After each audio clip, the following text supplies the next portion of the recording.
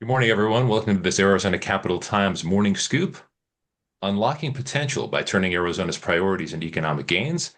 I'm Steve Goldstein. Thank you very much for joining us live this morning on this Wednesday at 8 a.m. Our panelists today are Sybil Francis. She is the chair, president, and CEO of the Center for the Future of Arizona, and Jim Rounds, president of the Rounds Consulting Group. Welcome to you both. Thanks for being with me early this morning. Good to see you. Great to see I you. also, it's going to be a great conversation. We'll be with you for the next hour or so, and there are going to be opportunities in the course of this conversation for you, the viewer, to weigh in, ask us questions, try to get to the most relevant ones. We will not necessarily wait till the end of the conversation. If there's something that really picks up well during the course of what we're talking about, we will try to get to it and have Sybil and Jim lend their expertise to those questions. But without further ado, Sybil, let's get started. Before we get into some of the specifics of this particular report, this particular work that you and Jim have done, remind people about the Center for the Future of Arizona, what the goals, and why this conversation today is so important. Thanks so much, Steve. It's great to be with you and Jim and with the viewing audience. I just want to start off and say this is one of the most exciting, cool projects that we have been involved in. So I just want to preface it with that. So I'm really thrilled that everyone's joined us to hear a little bit about it.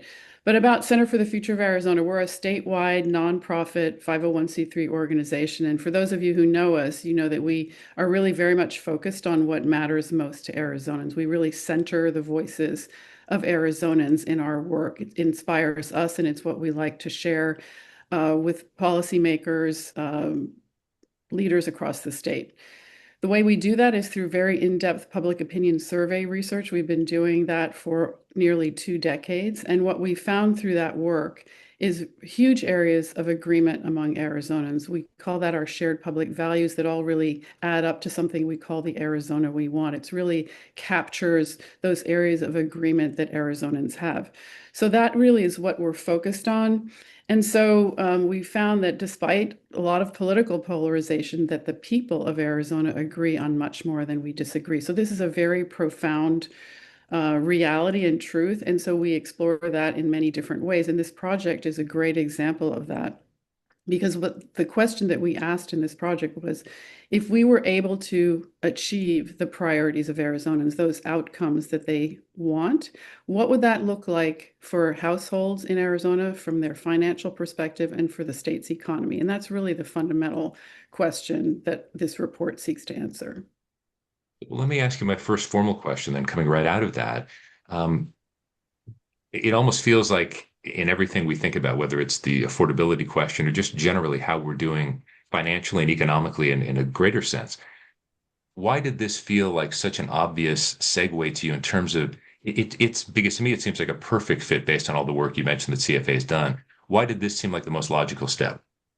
Well, if we look back on the kind of work that we've done at Center for the Future of Arizona, we've identified where Arizonans agree.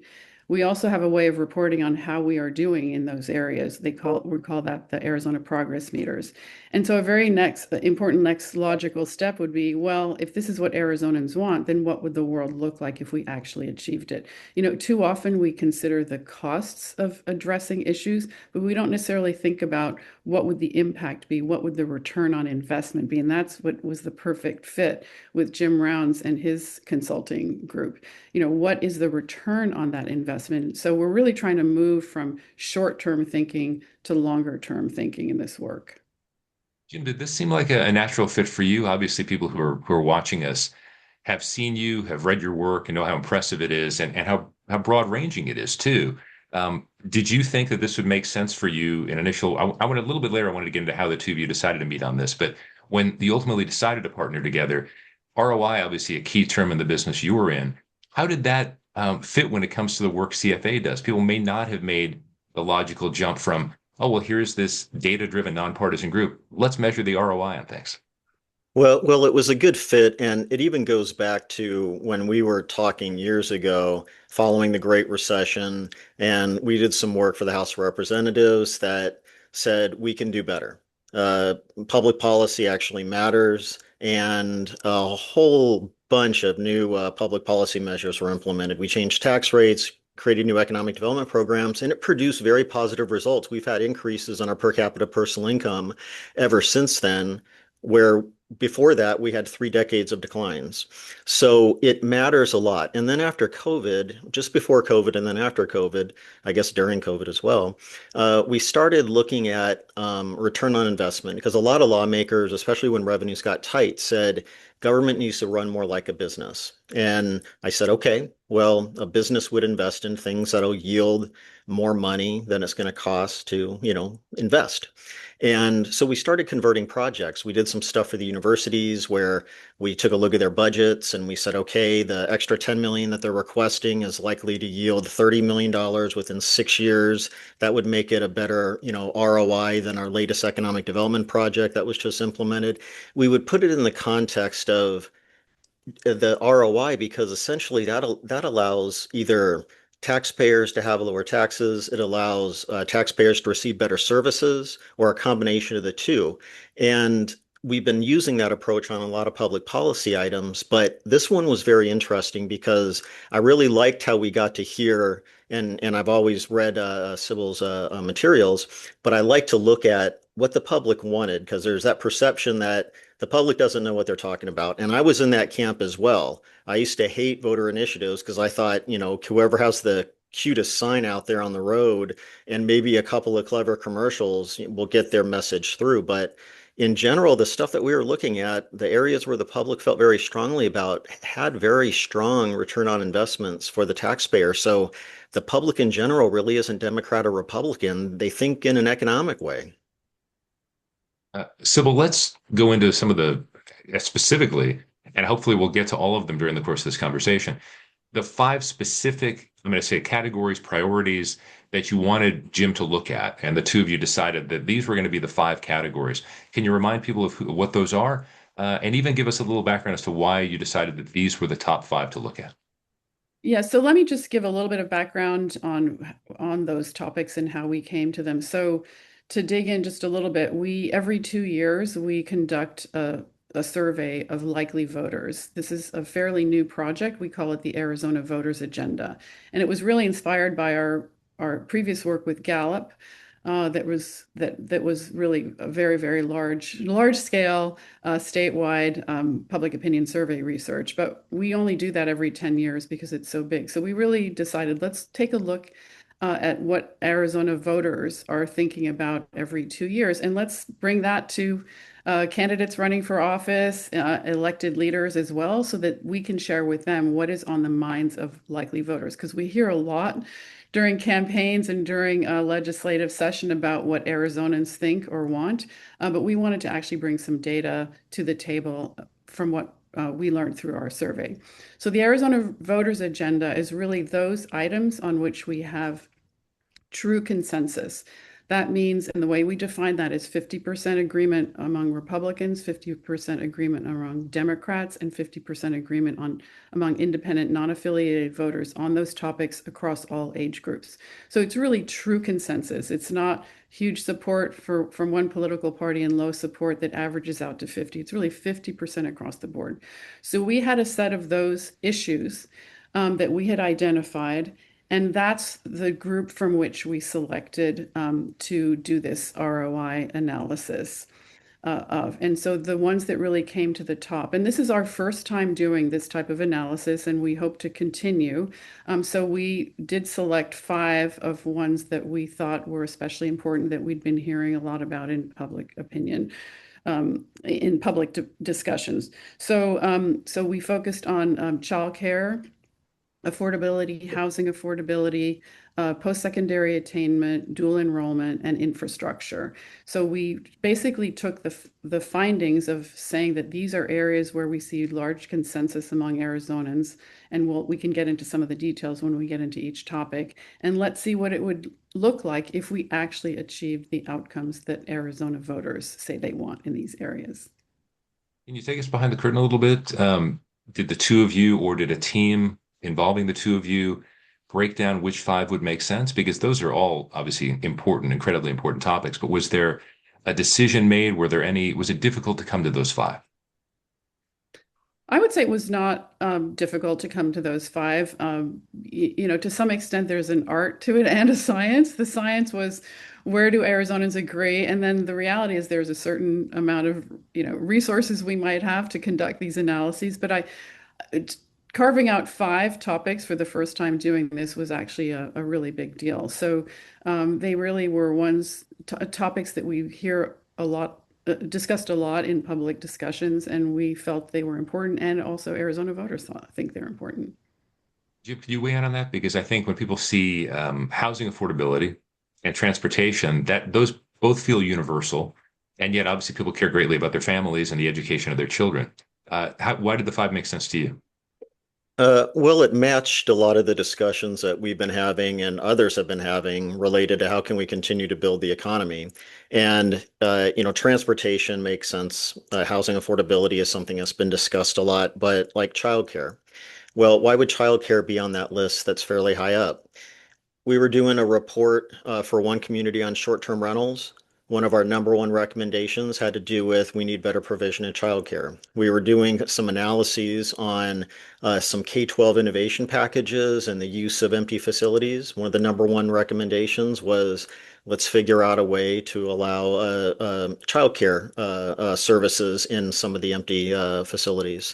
We were doing some work for some different cities, and it had to do with building up some old city centers. What do you think came up? Childcare.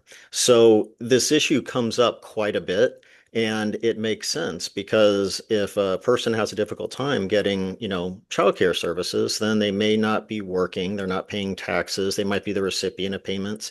And so even small things, or apparently what appear to be small things at first, like childcare, that's got to be a fourth or fifth tier policy item. It's actually one of the top tier ones. It helps with workforce, it helps with everything else. And so we went through each of these items kind of with that, thought process. What's going to be relevant for individuals, and we wanted it to be somewhat diverse too. I'll just jump in So, with one go other ahead, thought. please. Hmm? I wish I could say that we saw this clearly when we started, but I think what was fascinating as we went through this project was to realize that each of these items is in its own way what I have come to think of as infrastructure that's necessary for our Yeah. economy to work. We often think of infrastructure as physical infrastructure, but if you step back and say, what is it? What is infrastructure essentially? It's really how do we help our economy thrive, which in turn helps our Arizonans thrive. And really, when you think about it, certainly roads and bridges and those sorts of things, but education helps people advance their lives. Housing provides stability. Childcare opens up opportunities to go back to school or work if you can afford childcare. So all of these things really also end up hanging together in a really nice way. See, I like that a lot, the infrastructure discussion. We've used that. I even have been using that in speeches a little bit more in interviews, more than normal after doing this work, because you have the physical infrastructure like the roads, but then you have the educational, the intellectual infrastructure, I call it, with workforce development and things like that. Then you have the social infrastructure, housing affordability, childcare. There's a lot of different types of infrastructure, and every one is critical to how the economy functions. People sometimes say these one or two items drive economic growth. It's actually several dozen items, and you have to find the right balance. But to find the right balance, you have to list everything that is relevant and then figure out the balance. Because if you miss some things, it's not going to be set up properly. And for us to achieve our economic potential long term, everything's going to have to be in balance because we've had a lot of very successful past quarters in economic development, higher wage jobs, high tech. To keep that going, we can't have any gaps in terms of that overall infrastructure that Sybil was talking about. Important part of this conversation is going to be to get into Jim's what some of your findings were as we go down some of the different categories. But pardon me, because of CFA being a completely nonpartisan group, Jim, I want to ask you this question instead, as someone who's been at the legislature for many years, worked with different elected officials, et cetera. I think what struck me about the cost of childcare is that is sometimes seen, even though obviously for CFA to move forward with it, there are clear numbers, there's clear data that shows that 50% plus of Arizona's, regardless of political party, feel like this is an important thing to move forward on. What did you, I mean, ask Jim specifically the perception idea of this. Is that seen as a left of center issue? And did it, as someone who looks at ROI, did it excite you in some extent to see that this is something that this is the community could get behind, especially from the perspective of ROI or infrastructure, as Sybil mentioned?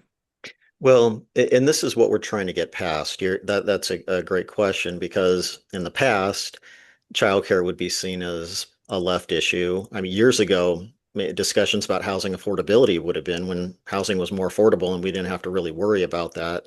Uh, but getting back to this broader infrastructure concept, it's building the economy. And I don't know what lawmaker, whether Democrat or Republican, wouldn't be in favor of something where you spend $1 of taxpayer money and you basically save $3 or you generate an additional $3 that come into the state and the state's better off because it has a positive impact on everybody. Everybody, we have a more resilient economy. We're not going to be as impacted by the ebbs and flows of the business cycle. And all of these are just very relevant, especially right now as the business cycle is aging, the economy is weakening some. This is a great time to make sure that we invest in these types of items that are going to lift the economy as we come out of it, come out of maybe a slowdown that will be happening maybe early to mid next year. And Arizona rockets to the top of the growth chart in terms of not just creating jobs, which is how we ranked ourselves in the old days, but creating good jobs. And all of these things are inputs to that. So for me, it's, yeah, on the surface, the concept can be seen as left of center. From just an economic perspective or a political perspective, this is building the economy. This is how good government is run. I think Republicans should be embracing this just as much as the Democrats. So, Steve, I just want to emphasize this point. We are a nonpartisan organization. We have very strict criteria by which we decide where we have consensus. And I described 50% or above among all political parties, including independents and non-affiliated and across all age groups. So we have no problem bringing this forward. I don't know what perceptions are on these issues, but we actually have the data to show these are consensus items across political parties. And I'm glad you emphasized that. We'll bring that up several more times. So, well, these are not numbers that were somehow to appease anyone. This is a nonpartisan, it's just data that's been going on. You've been doing these surveys for more than 15 years, I know, to really figure out what Arizonans want. Since I started with childcare access and affordability, Sybil, do you have anything specific you want to talk about that before I ask Jim about some of the returns? Sure. Well, in our survey research, and we've asked about childcare across several areas, we know that many Arizonans are not going back to school or work because of uh, cost issues relative to childcare or access issues. And so and we even find this is not just a quote unquote lower income issue. We found not insignificant numbers of people responding who earn more than $110,000 a year saying that they have this challenge. I don't know about you, but I actually know people who have decided that they would rather stay home and take care of their kids because it's cheaper to stay home than it is to go to work and pay childcare. So think about what that means for employers, and what does that mean if people are not going back to school because of childcare? Think of the lack of opportunity, the opportunity lost we have with advancing people advancing their education because we know what a great payoff that is, or what a great investment that is. So we know that this matters to Arizonans, and it's not just a matter of this is a family issue. We unfortunately, I think, sometimes bucket these things as though we're just trying to be nice to families by providing childcare. This is truly an economic issue, a state economic issue. And yes, it can help families, but by helping families, we're helping employers and we're helping our state. And the other opportunity loss, if you can go back to work because you can afford childcare, you're also paying more in taxes. Or you may have more to spend as a consumer. So there's all sorts of reasons why this is a matter of interest, not only to people with children, not only to families, but really to all of us. And Jim, what were your findings as it relates specifically to childcare affordability? Well, the numbers were significant. We estimated that if the areas where there's a shortage of affordable childcare, so the number of individuals, the estimate that is having a problem making ends meet because of that.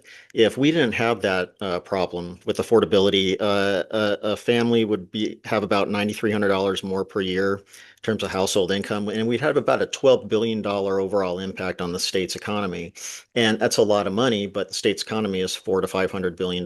But just the child care gap is a $12 billion opportunity for us. And so again, this project, while it was very different, it still reminds me of a lot of those old analyses where one provision didn't completely turn the economy around. It was putting a package together. And I think that's how we're going to have to be looking at this going forward. We're going to have to be looking at how can we implement many of these things. But again, the impacts were large. And in a couple of cases, I thought there's no way that number can be right. We're going to have to go back and double check it.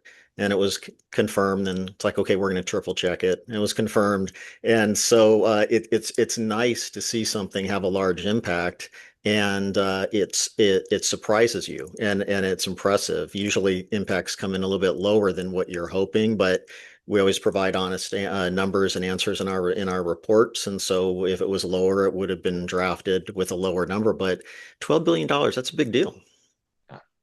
And And Steve, Sybil, it makes me, please go I ahead. just saw a question from Andy Tobin. Hi, Andy. I can't see the audience participants, but thank you for joining us. I saw a question about potential solutions, including virtual work that could help with childcare. I would think that that is a potential solution, and I'm sure that's already being exercised to some extent. But it does give me the opportunity to say that we are not offering solutions with this report. It's really a first step in terms of doing the economic analysis and of showing what the outcomes could be. There's so many pathways that could be taken to solve these issues that we are not in a position to derive solutions for all of these issues. We can certainly take next steps to try to do that, but what we're hoping is that these results stimulate an understanding that addressing these issues can yield these kinds of results and then stimulate creative solutions.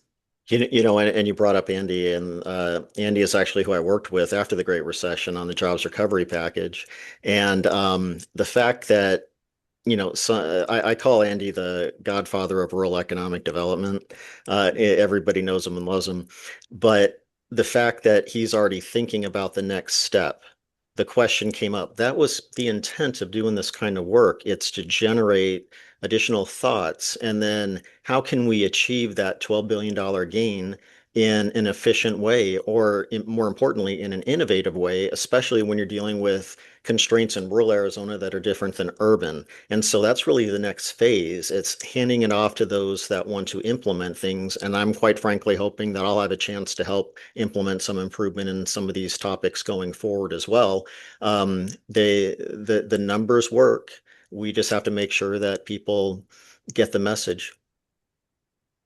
And Jim, that's been one of the strengths of CFA, which obviously Sybil's been leading for a couple of decades, is that here is the information. We're not pushing you to do this, but here's some very relevant information that Arizonans really care about. Maybe it's time for the public officials to really look at these things in a different way. Anyway, former Speaker Tobin gave me a great chance to segue and remind people this is the Arizona Capital Times Morning Scoop, unlocking potential by turning Arizona's priorities into economic gains. Sybil Francis, Chair, President, and CEO of the Center for the Future of Arizona, and Jim Rounds, President of the Rounds Consulting Group, are our panelists today. And there is a chance for all of you to get involved if you'd like to. We have a Q&A function here with the Zoom. Hop on with that. You don't have to be someone like former Speaker Tobin and use the chat. You can use the Q&A. We can get to you that way. We'll get to as many questions as we possibly can. Sybil, let's move on to housing affordability. I'll just ask the general question. We all talk about housing affordability. Why did that feel like one to use in this initial study, this initial economic study? Well, we probably didn't need to do a survey to realize that people are worried about housing affordability, but sometimes we do the obvious to make sure that, because some things are not always so obvious, because we've also had findings where you think that something's very important to Arizona voters, and it turns out it's only of interest to a small minority of voices. But having said that, yes, housing affordability is certainly of great concern to voters. And I think I wanted to underscore again that we often think of these things as kind of a handout, if you're going to be helping Arizonans with their housing. But again, this is deeply embedded in what it means to be Arizona. We have long relied on affordable housing to help fuel growth in our state. And so, one of the interesting and important questions we should be asking is if that starts being reduced somewhat, if that is less of an attractant in our state, what should we think of that and what should we be doing about that? But it's certainly on the minds of Arizona voters that housing is really not very affordable. So we see this really as an infrastructure issue, a workforce issue, because if you don't have stable housing, how can you be a stable worker, a family stability issue, and really an economic competitiveness issue, as I just alluded to. So Arizonans do see this as an urgent issue. 84% of voters say rental prices are too high, and 80% say home prices are too high as well. And 71% also say that homelessness is a crisis or serious issue. So that level of agreement, even when we find agreement on issues, that is one of the highest levels of agreement. We're talking about the 70s and 80s here. Our cutoff is 50%. So these are truly consensus concerns that Arizonans show.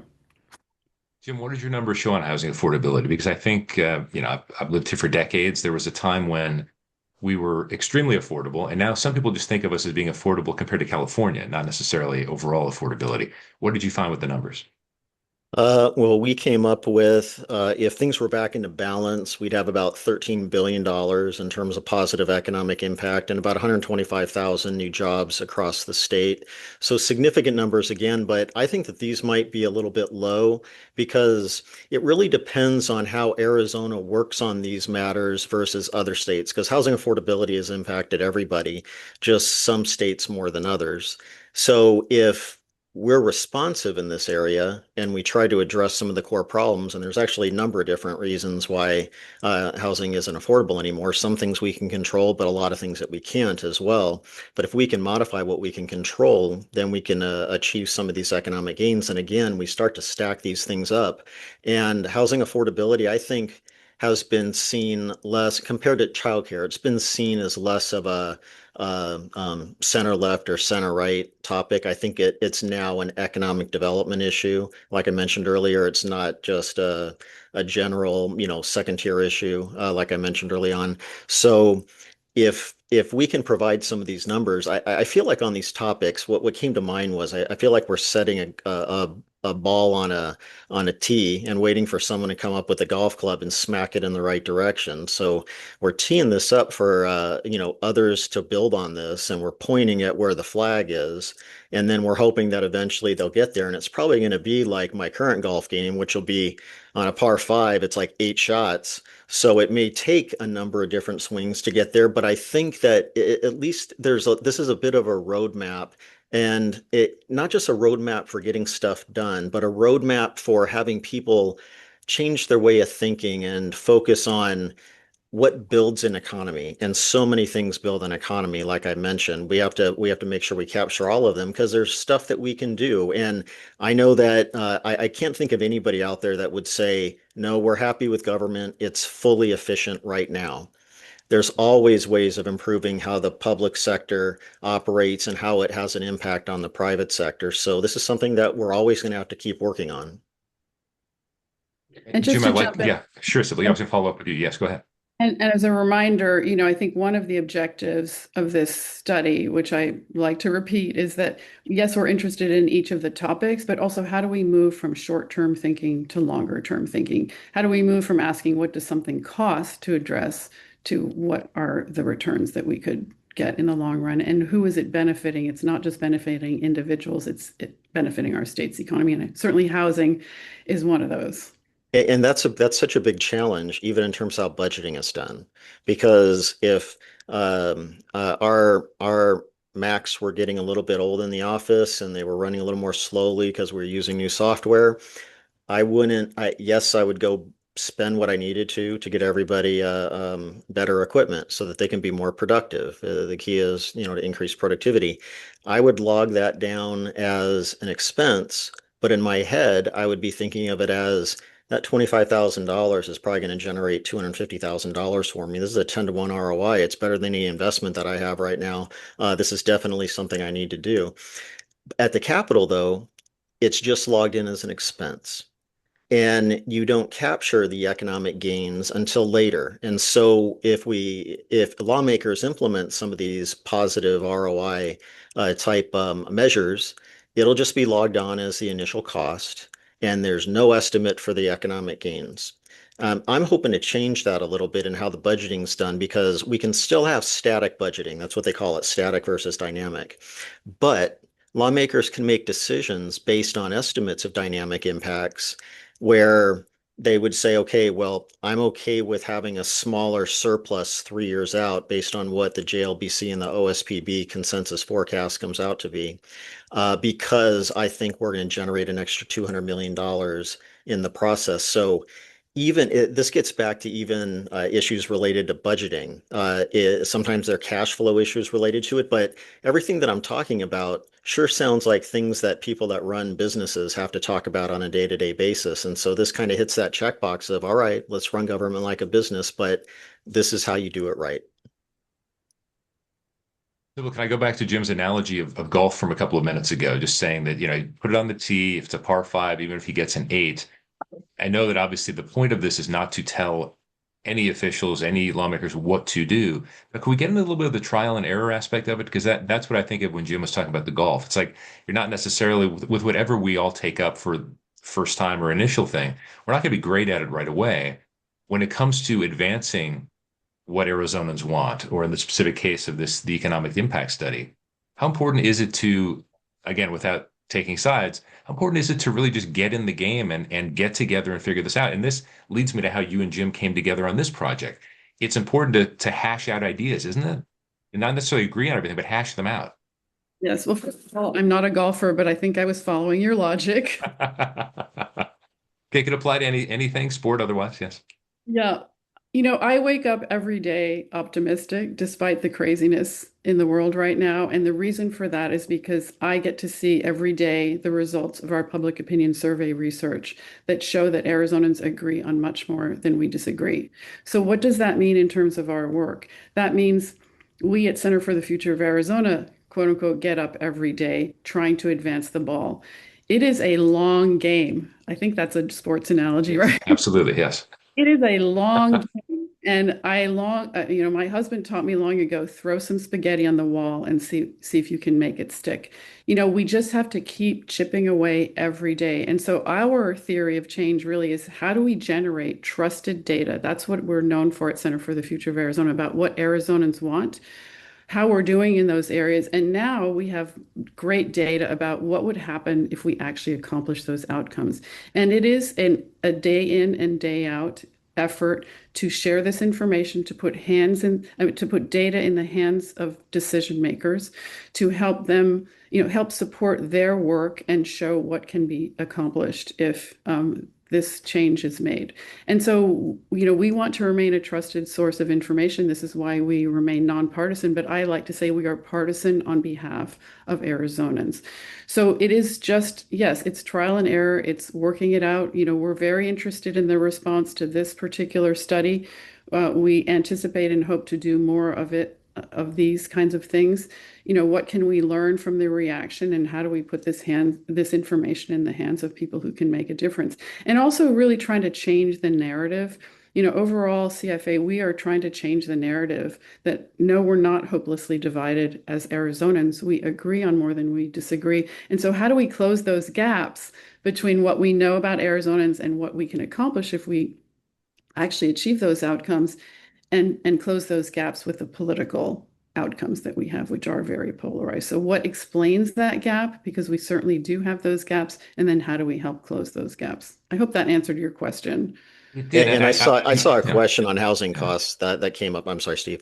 No, go ahead, Jim. Where it was what can be controlled on the costs. And that I again, this is the point of putting these things out. Where do we have an impact and where do we not? And you work on things that you can control. Well, there's labor costs that we can only have a minimum impact on. There's materials costs, which have a very difficult time having an impact on. Things related to interest rates and affordability for the mortgages. That's something where we have very little impact on. But we do work for cities and developers, and I tell people at any one time we have at least one or two projects where a developer is having a hard time getting a multifamily project through a city, and it's political in nature why it's being rejected, not necessarily economic. And so I'd like to see the economic discussion to have a bigger role going forward, because I think it's easier to defer to the political dogma on a particular topic when individuals are talking. But I know that these things can work. And Neil Giuliano had a question about how can we inform individuals at presentations at the different caucus meetings. Well, when I had to present at one of the political parties' retreat last year, we talked about ROI in my economic presentation, and it was very popular. And one individual came up and said, what would it cost to do an ROI analysis of all of our major public policy items? This is something we need to be looking at more often. And I said, there's not enough funding. You have to be, more, you have to figure out where you want to, put that extra research. But we don't have to fix everything at once. We just have to continue to move forward. That's the key, like Rocky Balboa. You get knocked down, you move forward. So if we can keep doing that, I think we'll be in great shape, after we get through this kind of weird business cycle and then into the next expansion. And also, just to follow on Neil Giuliano's question, we certainly have briefed legislative leaders. We will brief anyone who makes that request. We're just careful not to be political, but as a nonpartisan organization, we're very happy to share information that we know about Arizonans and do that all the time. Well, before we move on to the next category I want to get into, I do want to get into another question. And Jim, maybe this is for you. How can Arizona business leaders do a better job of making the case for ROI? Because we've spent a lot of time talking about the legislature, elected leaders. There are business leaders out there. Obviously, Neil Giuliano is involved in the leadership of a major one here in the Valley. So tell us about that. What do you think, Jim? Well, the full answer for the problems or the log jam on some policy improvements isn't just the ROI calculation. It's as an economist, I would like to think that it's all about the numbers. If I say 2 + 2 = 4, then everybody's going to say, okay, it's 4. But what if we calculate that in a report and the book of political dogma from some party says, no, it equals 5. I've had it as 5 as my whole life. Well, then we negotiate 4.25. But that's enough to get the bill through. So it works. The discussion, the storytelling is just as important as the numbers. And in some cases, it's even more important. But I think that there's also a level of trust. I think that the fact that we can sometimes be a little bit of a headache for some individuals because we're very honest with how we analyze it makes people trust our numbers more. Sybil's group does great work and documents everything that they do in these surveys, and it's very clear, it's crystal clear exactly what is being looked at, what qualifies as being a candidate for making the what voters want list. And so I think that level of trust might be step number one. Then to do the math, and then to tell the story properly, and then try to get 2 + 2 as close to 4 as possible before a decision is made. And I would just add, from the business community perspective, I think in their own businesses, they see this relationship between investment and return on investment. I think we're hoping that this information also helps business leaders see that the same holds for government functions. And not that all of these issues have to be addressed by government, although many of them are amenable to that. But how do we shift thinking away from short-term costs to longer-term thinking in all leadership communities? So, let's get to our next category, which is post-secondary attainment. Tell us why you decided to include that one. Well, educational attainment. Education has always ranked incredibly highly in every single survey we have done. Arizonans understand the importance of education, certainly to their own lives and outcomes. But it is also the case that, and you'll see from the numbers, that a well-educated population also has huge returns for our state's economy. So one reason we chose it is because it's so important. it's also recognized as important by Arizonans.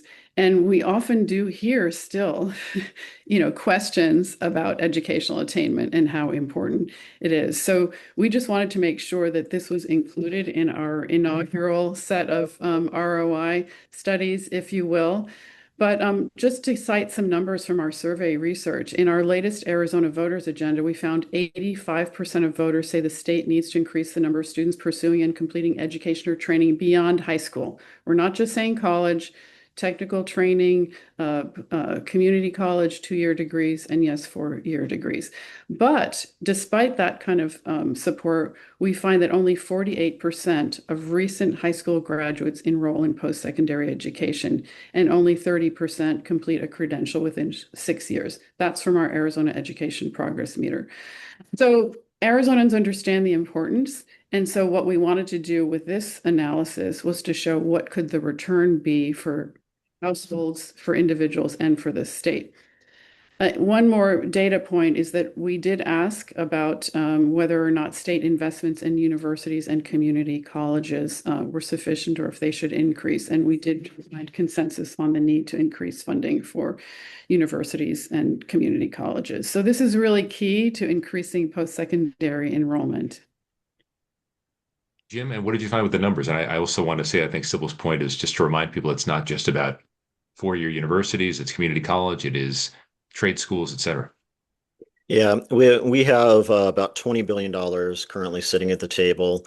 And I think that that's even a soft 20 billion, and this is annually, because, and Sybil brought this up, we've had great economic momentum recently. And we were doing some back of the napkin numbers, and we came up with the fact that we're not producing enough qualified workers in order to achieve our longer term forecast. And so we're working on a separate project related to that, but I'm referencing this work as kind of the kickoff point for it, which is kind of neat when you can see your own document being footnoted in your next report so that people look at it. But there's a lot that needs to be done, and right now, I think the biggest point, the point of contention is we need to decide between, do we want more bachelor's degrees or more technical degrees? It's this or that. It's no, we need more people graduating high school than before. We need more people getting technical degrees. We actually need more bachelor's degrees too. We need more across the entire board. We need workers that have access to their jobs because of childcare. And we need foster kids to be able to be more successful in another workforce. We might need some criminal justice reform down the road, so we have some additional workers in different fields. So this is going to truly be an all hands on deck. And the numbers that are starting to come out of this are just massive if we can hit our economic potential versus not hitting it. But I love the fact that this report teed up 5 critical areas that keep coming up in our research, because we look at the policy implementation quite a bit. And these topics come up as inputs into so many different things. I just think the timing is really good because like after the Great Recession, and then as we dealt with following COVID, we had to make some decisions on how we change public policy and economic development projects and how we can become more efficient. I feel like we're at another crossroads coming up this next year, and that's going to determine whether or not we just rocket out of into the next expansion, or if we kind of, walk out slowly on a mule. We'll have to see which one works. And I'll just make a follow-on comment, which is we have been historically a growth state, but this is a good example of where some of the issues start coming together. So, if our housing becomes less attractive relative to what it's been, now I'm not suggesting that we're not still a very attractive state to import talent, but we import a lot of our talent. If that talent is looking at housing costs, is there a chance that there might be a slight trickle down on that? And what impact does that have on our workforce? And therefore, should we be thinking a little bit more strategically about how do we increase our in-state education of our in-state students? So we're making up a lot of gaps by importing talent. Now, we're not making it up completely, so we still need to really focus on growing our own. through our own educational system. But it's very important for us to think long term about what does that inflow into the state look like, and do we need to, yes, focus on housing affordability for that group, but also think about increasing our own educational workforce. Jim, have we had the danger a little bit? Danger is too strong a word, probably, but to have relied so much on people voting with their feet and coming here so much as they have. And when Sybil mentioned something like housing affordability, is that something that even with a report like this to clarify for folks, these are very attractive things about living in Arizona, but if we make it a little bit harder on ourselves, will that make it more difficult to keep this growth pattern going? Yeah, but I also want to mention that this is why we got along with CFA so well, because I think Sybil's really an economist at heart. That was a great description. So things change. The individual topics become more important and less important as time goes by. And so when we did just rely on people vote with their feet, that's where we had 3 decades of decline in our per capita personal income compared to the US. Our economic position was worsening. We were in the top 5 in terms of job growth. We were adding low wage jobs and we didn't care. Then we go through the Great Recession and we realize, oh, yeah, that's a problem. We went from first to 49th in the country in job growth, and it was a real 49. It wasn't one of those, well, there's a story behind how we got there or anything like that. It was legitimate. And we had to make some changes. Now I feel like we have competitive taxes and a lot of the other stuff is in place, but we have a different set of things that we have to address. And so housing is one of them that I think is going to be one of the bigger economic development variables going forward, just because there's already reports out there about how population growth is going to continue to slow. I think we'll still be a growth state as long as we keep offering jobs, and that housing will get back into balance. We're not going to have housing that's not affordable forever. Economics balances everything out, but we have 2 options. One, we do nothing about it and our economy slows to the point where we don't need the extra housing, and then we don't have a housing problem.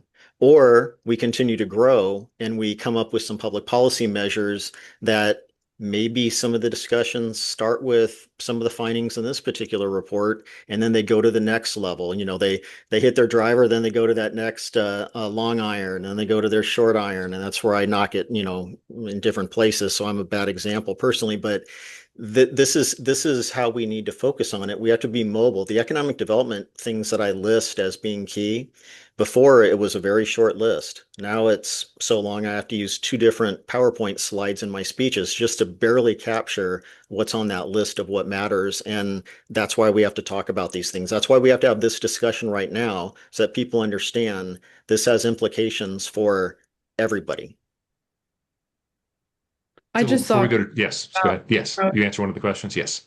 yeah, I just really wanted to make sure to underscore that certainly we as an organization are all about increasing high school graduation. Absolutely. The Arizona Education Progress Meter actually sets a goal for increased high school graduation, and that's important in and of itself, especially because those kids are more likely to go on to some kind of post-secondary. So absolutely, it is a seamless pathway from increased high school graduation to increasing post-secondary attainment.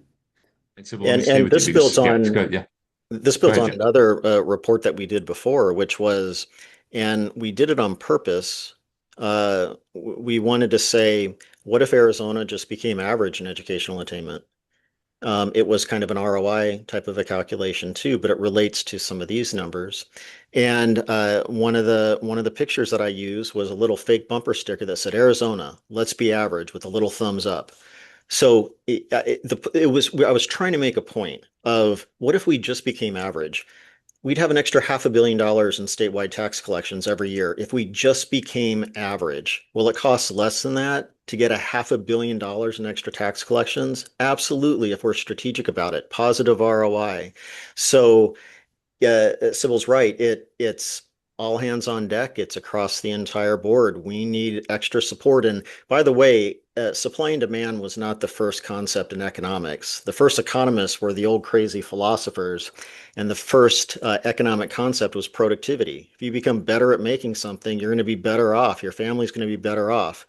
How do you increase productivity? You learn skills or you utilize new equipment. How do you learn skills and develop new equipment? You get educated. Everything kind of goes back to workforce development in the end, even core economic issues where the most conservative folks in the world sometimes live in some of those realms. And it still is an argument for we have to make sure that there's a qualified workforce or the economy is done. We're down to less than 10 minutes of our conversation. Sybil, I wanted to ask you about this one point that one of our viewers brought up. And I think it's interesting, and this is something to emphasize with CFA. Yes, you are based in Maricopa County, but you have done so many surveys and so many reports related to the state as a whole. You realize that all these things are important to rural Arizona as well. I wonder if you could just take a few seconds to address that. Absolutely. All our surveys are statewide. We, in fact, make sure to oversample, if you will, in rural areas in our Gallup, Arizona survey, and also for smaller populations to make sure that we can speak with statistical validity about those populations. We understand the importance and contributions of rural Arizona. We actually have staff throughout the state, positioned throughout the state, and we have many of our programs. We have work in education, workforce, and civic engagement across the state. So we are fully engaged and fully understand the importance of the rural communities. And Sybil, I think the last one we're able to get to is transportation infrastructure. Let's talk about why that was on the list and why it was important to talk about. Well, I don't know about you, but I think a lot of times people think about roads, and I don't know how many bridges we have in Arizona because we probably don't have too many waterways, but I guess the freeway overpasses might qualify. But it's not just about roads. It's really about quality of life. It's your commute to work. It's how much gas are you using, the wear and tear on your vehicle, the business impact of transportation, if you're transporting goods. So these are all incredibly important to the success of Arizona, both from individuals, households, as well as businesses. So we do find a great recognition and understanding of that from Arizona voters. And we just thought it would be important to point out the impact of paying attention to our infrastructure. Jim, what were your conclusions on that? And I think it may be through a Maricopa County lens, but I think so many people around think so much about what's going to affect cars, the car culture. And yet some of the things we've talked about, there's that aha moment of connecting childcare affordability, housing affordability with also transportation options and affordability. How did that all work in for you? Yeah, well, on that short-term rental analysis I mentioned earlier, the second bullet point was better transportation access for workers to come into the city center to work. So again, completely different topic, but transportation was there. The return on investment for transportation projects varies significantly from project to project, but across the country, a dollar spent different studies, and this is looking at a lot of different studies. It usually returns between $2 and $4 in terms of positive impact, but it depends on the extent that the economic development activity is hooked to it. So like, for example, the city of Maricopa, widening 347, the main route in and out, but there's also going to be some connections over to I-10. That's going to completely change the economy there. The ROI on those projects is going to be very, very high. We have some little sub projects in Pinal County in certain areas where one project is going to provide extra revenue that's going to pay for another project that's going to provide extra revenue that's going to pay for a third one. You talk about transportation access. We're widening the 17, but we also have to worry about the other issues that are involved as it becomes a bigger transportation corridor. How are people going to get back and forth between, the Prescott Valley area and Greater Phoenix? Because it's going to be, part of that Sun corridor that we haven't used that term in a long time, but that was part of that connection. So it varies by project, but the key is to look at it, and we've tried to evaluate the extent that an extra tax increase to pay for new roads would pay for itself. And under the right circumstances, it does, and many times over, as long as you can tie some economic development activity to it. If we just built a road to nowhere, then you're not going to have any economic development activity and it wouldn't have a positive ROI. So planning is also important. Then the economics can support and help you queue your projects, especially if you have a long-term, tax source of revenue. then you want to do the high ROI ones first, and that'll generate the revenue to pay for some other things. So transportation's very interesting. You would think it would be a little bit easier to analyze, but the impacts are very dependent on the individual community, and this has a huge impact on rural Arizona as well. For those people who I can't imagine there are any, I'm not being silly, who don't know the work at Center for the Future of Arizona and Sybil Francis or Jim Rounds and all the work you've done, can we just take a few seconds and have both of you talk a little bit about why viewers, why policymakers, why anyone should have confidence that these numbers are legitimate and that these are numbers that people should take confidence and faith in? Well, I'll just jump in. I think I've already had a chance to talk about our methodologies. I want to leave most of the time for Jim, but we've partnered with the Gallup organization, gold standard of public opinion survey research, and worked extremely hard to make sure that not only are our questions framed in such a way that are not politically or leading in any other way, but we also are very transparent about the questions we ask, the data we find, and how we define consensus. And that's also true of the work that we've done with High Ground Public Affairs for our Arizona Voters Agenda. And Jim? Well, going back to childcare, $12 billion in potential economic benefits, net positive ROI. Would you not want to work on it if it was 8 billion? Would you want to work on it more if it was 14? It's a positive ROI. In fact, there was a time in the past when the tourism budget was swept to help balance a budget. The industry was arguing, we have a 15 to 1 ROI. I said, all you have to argue is that there's a dollar and a penny to 1 ROI where sweeping the money did not help the state budget. So in some cases, it's thresholds that you want to look at, and people will trust those. In some cases, it's specific numbers, like on transportation with how you widen a road and the cost. You want to make sure that there's economic development gain. So it really depends on the different item, but it gets back to, do you have sound methodology, and are you trusted, and are you telling a good story? And I think that us doing a lot of the math and working with Sybil and the team, I think working together, we did a great job on telling the story on 5 very important items, and I'm hoping for some more opportunities going forward. Well, as we wrap up, the final big question I have for you, we've gotten into a lot of this, so I want to reiterate for folks who maybe weren't joining us from the beginning. These are massive issues. And Jim has come up with obviously important numbers, relevant numbers, as you just said about ROI. Obviously, you've done incredible data work at CFA. Because these are big issues, what some people might say is just like moving a glacier or turning around the Titanic, as a bad example. What does it take for movement to begin? And again, without getting into any aspect of partisanship at all, what would you like to encourage folks who are viewing or folks who are involved just in the state at all to see that these things actually move in this direction, that the ROI that Jim is talking about actually becomes concrete to people so that they want to push it forward, to have most of us moving in the same direction?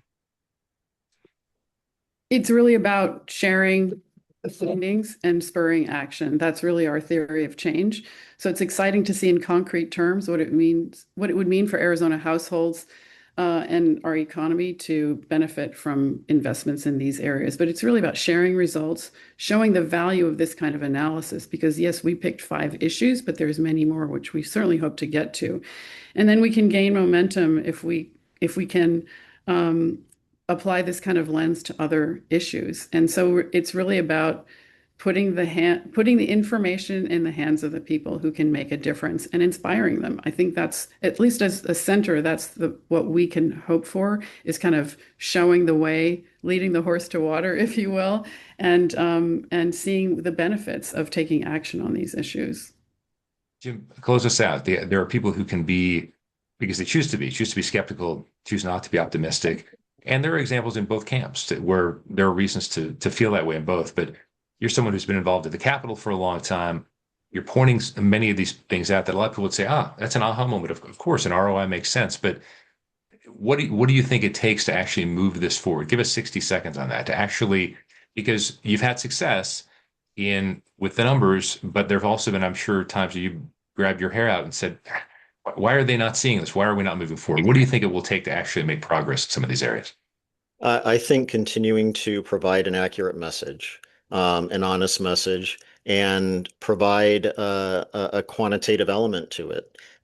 To get through to individuals, again, if we just say it's going to have a positive ROI, that's one thing. If we say that you're going to be, again, either having taxpayer relief or better services for taxpayers or both by implementing these things, and the economy is going to be stronger, there's going to be more jobs, then lawmakers will be listening a little bit more. I feel like it's not that difficult to get a lawmaker to see that an item really isn't left-leaning or right-leaning, because both parties will be looking at that. I think it's easier to get them to see this is how the math adds up, and here's why you should defend it with your party, you being a supporter, you putting your name on a bill. You have to provide lawmakers with enough information so that they can feel comfortable with their decisions. And somebody commented on, would you recommend, some kind of a strategic plan for the state on these types of items? Absolutely, because we informally do it each year, but it's piecemeal. It's the next legislative session, the next legislative session. I think we need to start queuing up projects, not this coming session, but the session after that, because this next session, we're going to be tight on budget. The session after, we're going to have more money. Let's queue up some projects and let's actually get some extra economic growth and create some jobs for people in Arizona. And I'll just Sybil, did you leave want you to give with us, the a few more one-liner. seconds? Yes. I'll leave you with the one-liner, which is investing in these priorities is not a handout, but it's an investment in ourselves. That's all for this Arizona Capital Times Morning Scoop, unlocking potential by turning Arizona's priorities into economic gains. Special thanks to Sybil Francis, Chair, President, and CEO of the Center for the Future of Arizona, and Jim Rounds, President of the Rounds Consulting Group. Thanks again to the two of you for your fantastic insights. We appreciate it. Thank you, Steve. Jim. And thank you all very much for joining us on this Arizona Capital Times Morning Scoop. Steve Goldstein, enjoy the rest of your day.